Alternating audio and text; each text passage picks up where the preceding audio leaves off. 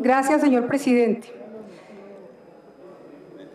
Creo que la obligación de los que hemos apoyado este proceso de paz es estudiar detenidamente ese documento que sacó el Centro Democrático denominado las 52 capitulaciones de Santos en La Habana.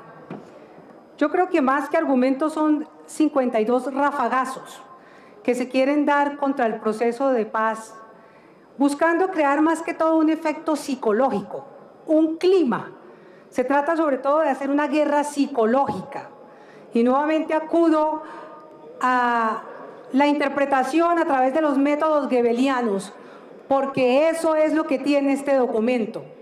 Exageraciones, deformaciones de la verdad, creación de un clima de miedo, de zozobra, de odios, de confusiones.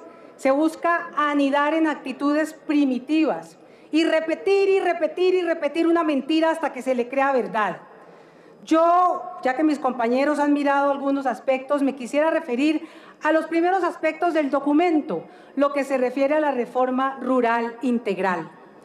Es que el documento está sembrado de expresiones que le parecen a uno evocar el régimen estalinista: colectivización de la propiedad, planificación dirigida de la economía, terminación de la seguridad jurídica para la propiedad, ataque a la economía de mercado. Nada más lejano a la verdad de lo que nos han mostrado los acuerdos de paz, a lo que se ha llegado en los 3 puntos de los acuerdos en las negociaciones de La Habana. Y el primer punto del documento dice que la principal premisa del acuerdo es la reforma rural integral, cierto, pero dice que está centrado en la desconcentración de la propiedad y la colectivización de la propiedad. Mentira. En ninguna parte del documento se habla de la colectivización de la propiedad. Se habla sí de la necesidad de la transformación estructural del campo, porque si estamos hablando de paz, es indispensable buscar que una reforma rural integral reverse los efectos del largo y prolongado y doloroso conflicto que hemos vivido y cambie las condiciones que han facilitado la permanencia del conflicto en el territorio colombiano. El acuerdo entonces no habla de colectivización, habla de democratización. Y yo no sé por qué les asusta la democratización en un país como Colombia, en donde la desigualdad en la distribución de la propiedad rural es altísima. En tierras tenemos un coeficiente de Gini vergonzoso del 0.88% y en propietarios del 0.86%. Eso entonces es una mentira que busca desfigurar la esencia del acuerdo. Y luego dice que se aplicará la extinción administrativa del dominio. Horror de los horrores.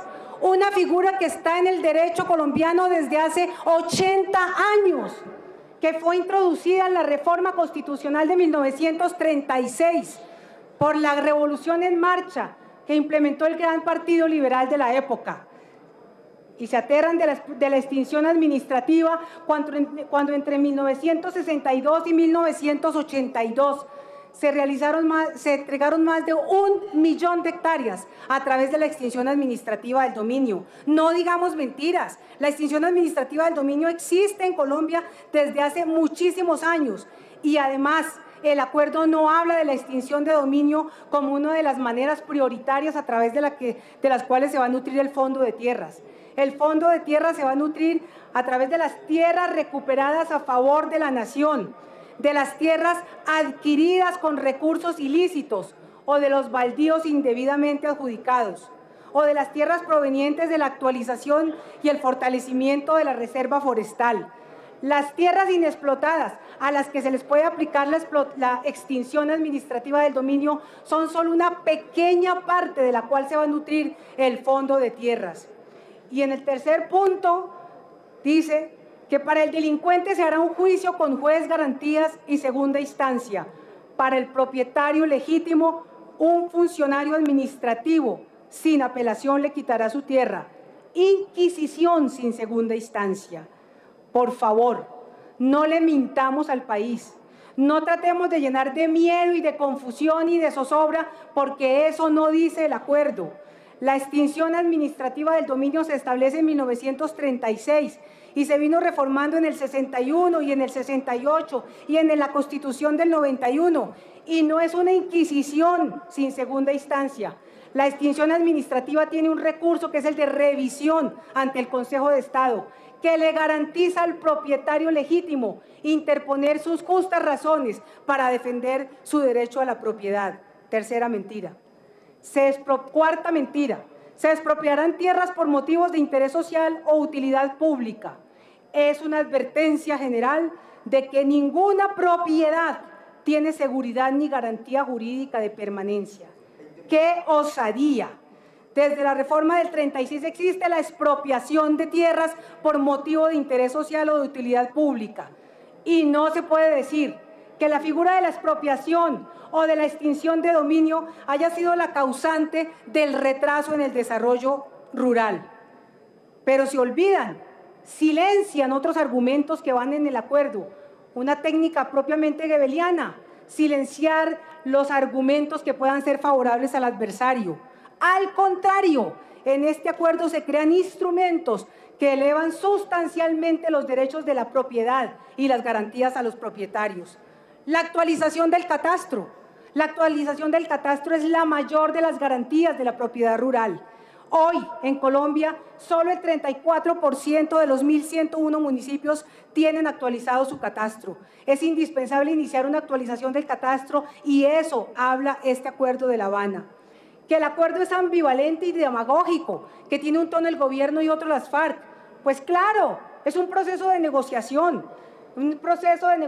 política, es en el que es válido, por supuesto, que tengan diferencias las partes, que presenten perspectivas e intereses distintos, pero el gobierno en ningún momento ha ofrecido nada por fuera de los instrumentos que la Constitución le permite y el sistema jurídico colombiano. Obviamente, las FARC proponen la erradicación del latifundio improductivo o de los inmuebles rurales indebidamente explotados. El gobierno ha garantizado el derecho legítimo de propiedad y la democratización. Pero entre tantas mentiras hay una verdad. El punto 14 del acuerdo deja una gran verdad ideológica. Y dice, en contravía del desarrollo moderno les pido perdón, ¿se podría hacer silencio? Me cuesta mucho trabajo concentrarme.